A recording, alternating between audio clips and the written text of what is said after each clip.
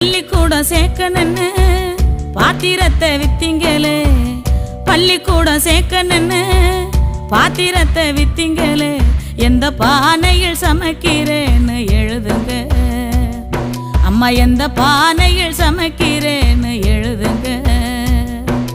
புஸ்தக நோட்டு வாங்க பணம் அனுப்புறேன்னு சொன்னீங்களே, புஸ்தக நோட்டு வாங்க பணம் அனுப்புறேன்னு சொன்னீங்களே, பாத்திரம் தேய்ச்ச வீட்டில இன்னும் பணம் கொடுக்கலையா அம்மா, பாத்திரம் தேய்ச்ச வீட்டில இன்னும் பணம் கொடுக்கலையா.